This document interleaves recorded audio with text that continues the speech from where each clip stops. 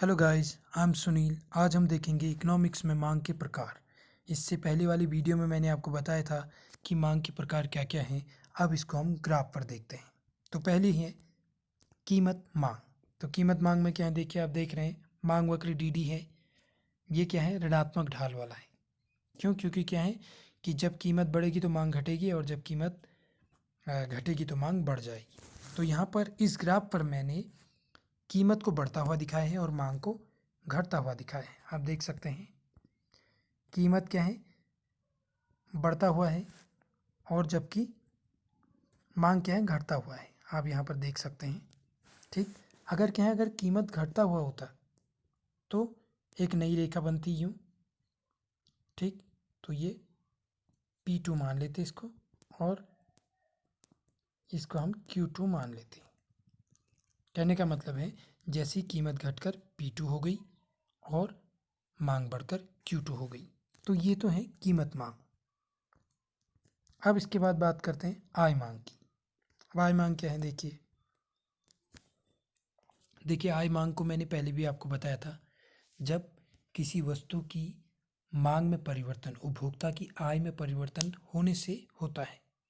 मतलब जब उपभोक्ता की आय में परिवर्तन हो गया, माना उपभोक्ता की आय बढ़ गई, तो उसे अब वो जिन वस्तुओं का उपभोग कर रहा है उनकी मांग में भी परिवर्तन होगा। अब वो परिवर्तन दो तरह से होगा।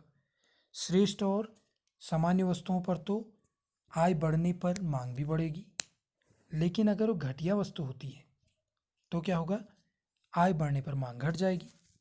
सिंपल है। अब इसमें देखो, सबसे पहले हम देखते हैं श्रेष्ठ वस्तुओं पर। तो श्रेष्ठ वस्तुओं पर जो मांग वक्र होता है वो बाएं से दाएं ऊपर की ओर बढ़ता हुआ होता है। ठीक हो गया। अब देखो इसमें मैंने क्या दिखा रखा है कि उपभोक्ता की प्रारंभिक आय, शुरुआत की आय y है। तो वो क्या कर रहा है, उपभोक्ता वो q के बराबर कर रहा है। ठीक है, ज़्यादा कर रहा है। लेकिन जैसी उसकी आय घट गई, y1 हो गई, तो उसने मांग भी घटा दी। क्योंकि उसकी आय कम हो गई तो अब वो Q1 पर है। ठीक है, यानी घट गई है। ठीक, अगर माना उपभोक्ता की आय क्या हो जाती, y2 हो जाती, मतलब बढ़ जाती। माना उपभोक्ता की आय बढ़ जाती, y2 हो जाती, तो क्या होता, तो उपभोक्ता मांग भी बढ़ा देता। ठीक है, बढ़ रहा है ना, इधर को यूँ हो रहा है। क्योंकि क्या है कि ग्राफ पर अगर वक्र इस तरह से बढ़ रहा है तो यानी वो ज़्यादा मांग कर रहा है। ठीक है, और अगर कीमत ऊपर को बढ़ रही तो यानी कीमत बढ़ रही है। सीधी सीधी बात। अगर इनका उल्टा हो रहा है तो आप समझ सकते हैं कीमत का घटना और मांग का घटना। अब इसके बाद आता है घटिया वस्तुओं पर। तो घटिया वस्तुओं पर मांग वक्र क्या होता है, ऋणात्मक होता है। ठीक है, इसमें आप देख सकते हैं ये ऋणात्मक है। अब यहाँ पर देखो आय और मांग में ऋणात्मक संबंध है, यानी जब आय बढ़ेगी तो मांग घट जाएगी और जब आय घटेगी तो मांग बढ़ जाएगी।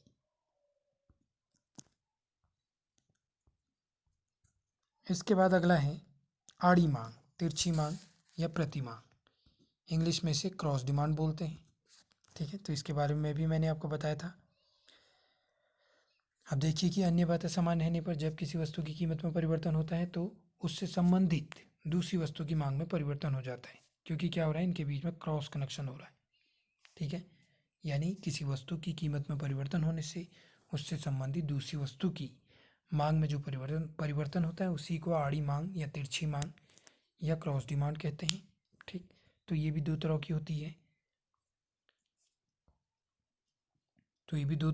है। आप देख सकते हैं स्थानापन्न वस्तुओं की मांग और पूरक वस्तुओं की मांग। तो स्थानापन्न वस्तुओं को हम पहले लेंगे।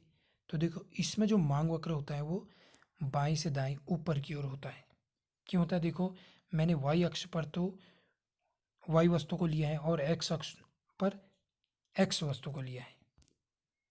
ठीक, अब उसमें मैंने ये भी किया, देखो y अक्ष पर तो मैंने y वस्तु की कीमत को लिया है और x पर x वस्तु की मांग को ले रखा है।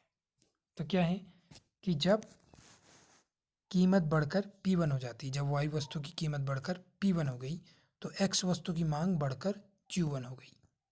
ठीक है, अलग अलग वस्तुएं हैं, एक वस्तु की कीमत बढ़ रही है तो दूसरी वस्तु की मांग बढ़ रही है, तो इसलिए ये क्या होता है, पॉजिटिव होता है। ये वक्र क्या होता है, सकारात्मक होता है, बढ़ता हुआ होता है। इसके बाद आता है पूरक वस्तुओं की मांग। तो पूरक वस्तुओं की मांग को देखिए आप, ये ऋणात्मक ढाल वाला होता है। क्यों होता है ऋणात्मक ढाल वाला? देखिए कारण ये है कि देखो, जब y वस्तु की कीमत में कमी होती है तो x वस्तु की मांग बढ़ जाती है। कहने का मतलब ये है, अगर पेट्रोल की कीमत में कमी हो जाएगी तो कार की मांग बढ़ जाएगी, ठीक है। अगर माना पेट्रोल बढ़ता जा रहा है तो कार की मांग कम हो जाएगी, ठीक। तो आप इसको देख सकते हैं। तो ये वही है कि देखो, जब माना इसको आप पेट्रोल मान लो, पेट्रोल की कीमत में कमी होने पर कार की मांग बढ़ गई, यूँ मान सकते हो इसको आप, ठीक। तो ये पूरक वस्तु हो गई, पूरक वस्तु की मांग। अब अन्य मांग देखिए, अब इन पर ग्राफ बनाने की ज़रूरत नहीं है। जैसे संयुक्त मांग मैंने आपको बताया था इससे पहले भी। तो देखो जैसे गेंद और बल्ला, क्योंकि अब भाई बल्ला आप खरीदेंगे तो गेंद भी खरीदेंगे ही खरीदेंगे, तो क्या एक तरह की पूरक मांग है।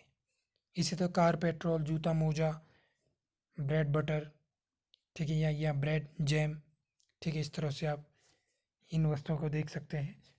इसी तरह से व्युत्पन्न मांग, देखो व्युत्पन्न मांग मैंने लिखा है कि उत्पादन साधन की मांग, मतलब किसी भी उत्पादन साधन की मांग को व्युत्पन्न मांग कहेंगे। अब ये कब उत्पन्न होती है? जब किसी वस्तु की मांग में वृद्धि होती है तो उसे बनाने वाली जितनी भी फर्में हैं वो क्या करेंगी, अपना प्रोडक्शन बढ़ाएंगी। तो प्रोडक्शन बढ़ाने के लिए क्या करेंगे, वो श्रमिकों की संख्या में वृद्धि करेंगी, यानी श्रमिकों की मांग करेगी। तो ये व्युत्पन्न मांग कहलाएगी। वो क्या करेगी, कच्चे माल में वृद्धि करेगी, यह व्युत्पन्न मांग है, कच्चे माल में वृद्धि। इसी तरह से मनी की डिमांड करेगी या लोन लेगी, ठीक है। तो जो मनी का जो डिमांड हो रहा है, मुद्रा की मांग जो हो रही है, तो वो भी क्या होगी, व्युत्पन्न मांग कहलाएगी।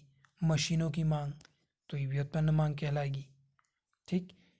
इसी तरह से सामूहिक मांग, तो सामूहिक मांग मैंने क्या बताया था, जब किसी वस्तु की मांग अनेक उद्देश्यों की पूर्ति के लिए की जाती है तो वो क्या होती है, व्युत्पन्न मांग कहलाती है, ठीक है। जैसे बिजली, दूध और पानी, इस तरह से बहुत सारे होते हैं। Thank you.